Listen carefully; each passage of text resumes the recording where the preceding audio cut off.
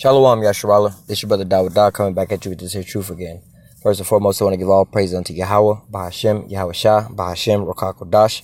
Double honors to the apostles and the elders of Great Millstone that taught me this truth and that rule well. And salutation and much love for y'all. I can push this truth and sincerity on the four corners of the earth and enduring afflictions. All right, I'm going to try to run through this lesson as quick as possible. Having major difficulties trying to keep these videos recorded before they get corrupted. So we having major problems with uploading and recording videos. So we're going to try to rush through this as quick as possible. Backdrop of the story. A plane in Syria got shot down basically because of Israel, and Israel went over and was bombing in Syria. All right, the Syrians missile defense system went to take off and shoot at the Israeli planes, but the Israeli planes positioned themselves between the missiles and the Russian plane, caused the Russian plane to get shot down. The Russians responded by selling and delivering the S-300 systems over in Syria. America's already mad about that, but Israel's deciding that they're going to keep going on with the bombing in Syria, but they're going to just use the F-35s now. All right. But nevertheless, as we see more and more the ramping up of this World War III, you know what I'm saying? We hear the signs of the end coming. All right.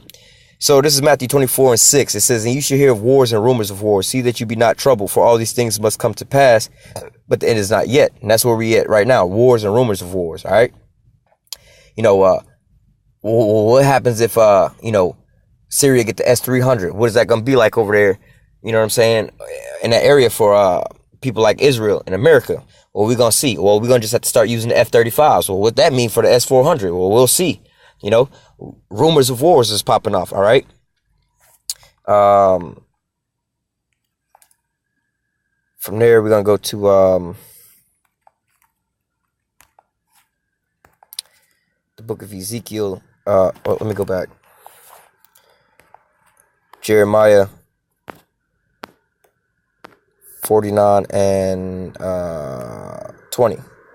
Therefore hear the counsel of Yahweh that he have taken against Edom, the so-called white man. All right, and purposed and his purposes. All right.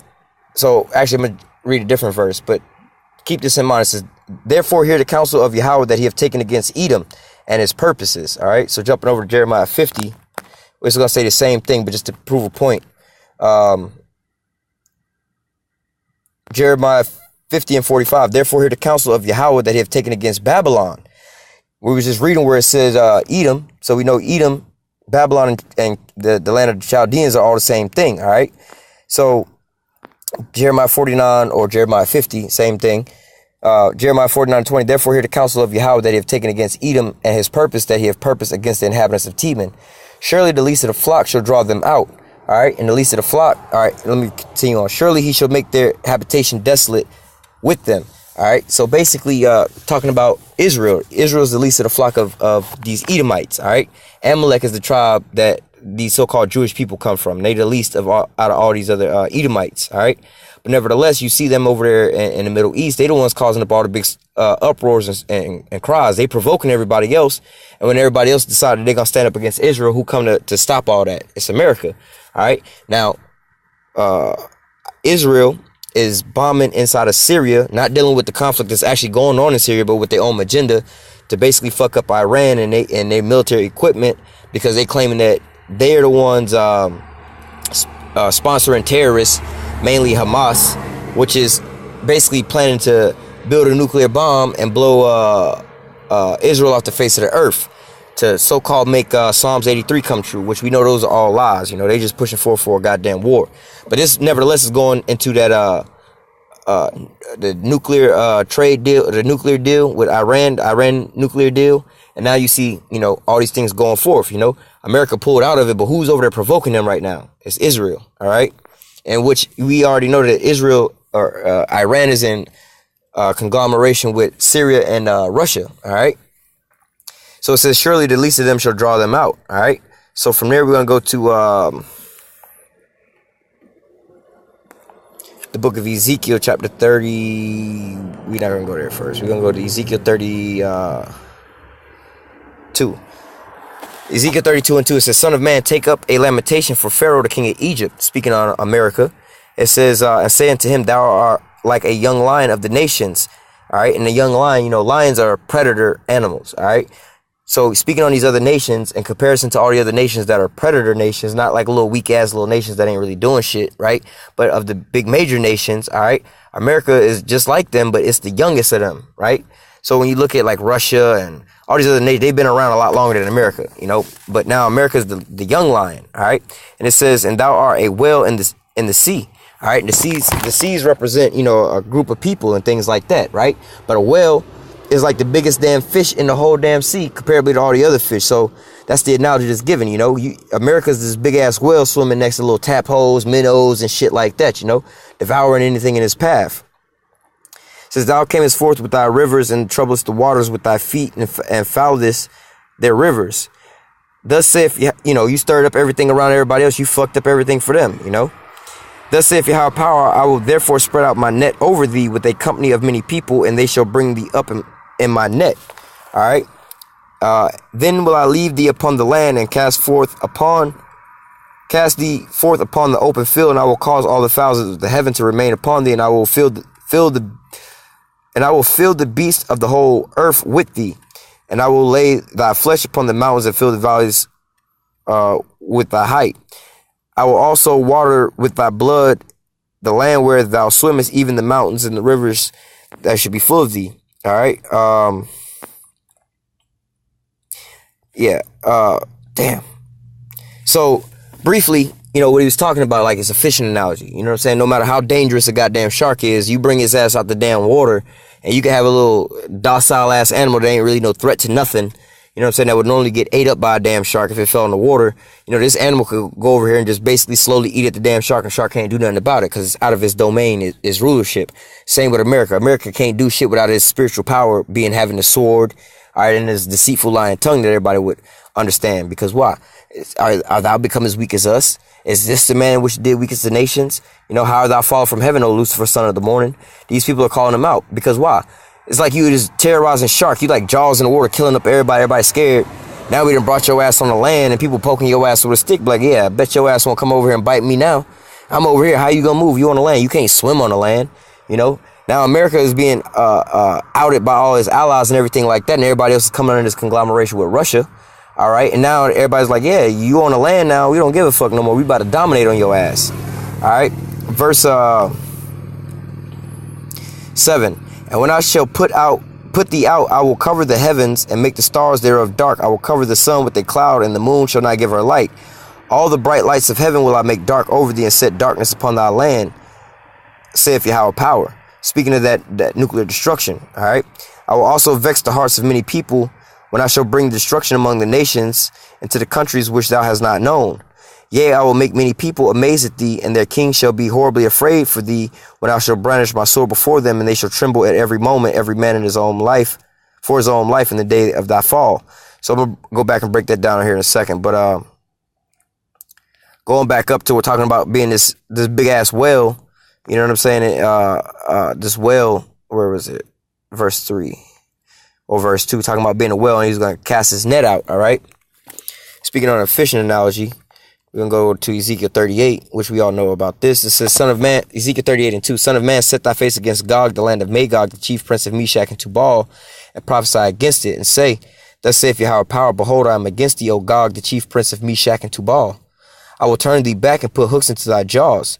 All right, another fishing analogy. It's like, yo, first we was reading about how America going to get caught up in a net, like a fishing net, because he was a whale. All right, here Russia's saying we're going to put hooks into thy jaw and bring you back. You know, it's like you going fishing. Once you get that fish hooked, you can reel his ass in, bring his ass back to the boat. You know, he can't go nowhere. He ain't got no choice. The Most High is saying he's doing the same thing, bringing Russia back, bringing them back to what? That Soviet state, you know, the USSR type state, you know, the Soviet Union.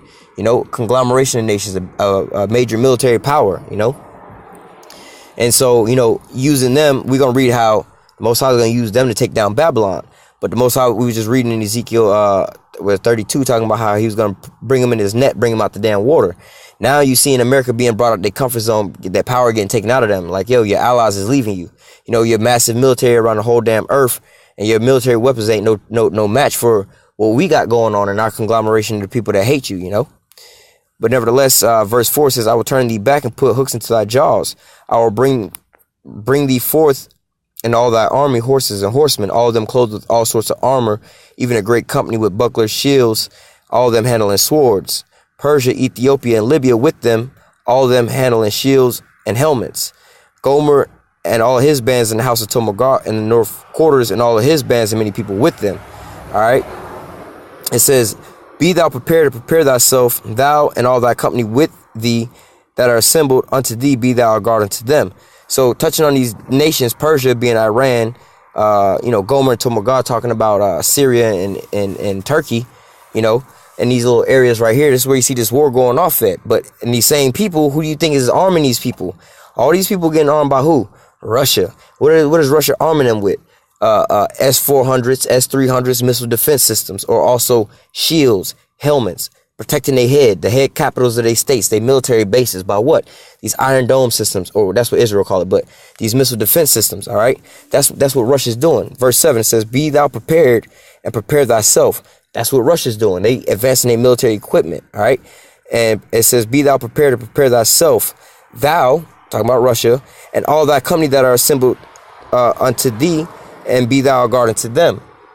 So that's what you see Russia doing, i.e. in Syria. All right, it's being a guard unto the Syrians by first putting off these, smaller defense systems out there. Now they updating them over there with the S-300s, and other countries getting the S-400 system. All right, so Russia's being prophesied to be a guard unto these other nations, defending them with these missile defense systems. All right, and so these nations are about to start coming up against America.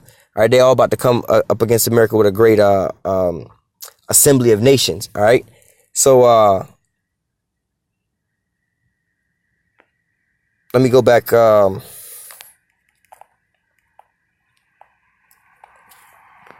to verse 10.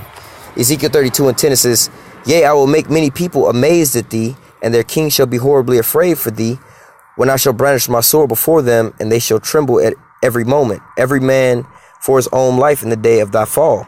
So the Most High is saying, look, all these other nations, these other kings, they're going to be trembling and wailing for your ass. All right, they're going to be thinking about their own self and your destruction. All right, where else can we read about that same thing?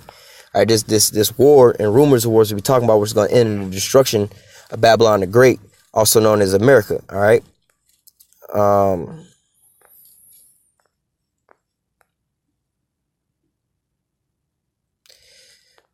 Revelation 18:9, it says, and the kings of the earth who have committed fornications and lived deliciously with her shall bewail her and lament for her when they shall see the smoke of her burning, standing afar off for the fear of the torment, saying, alas, alas, that great city Babylon, the mighty city, for in 1 hour is thy judgment come.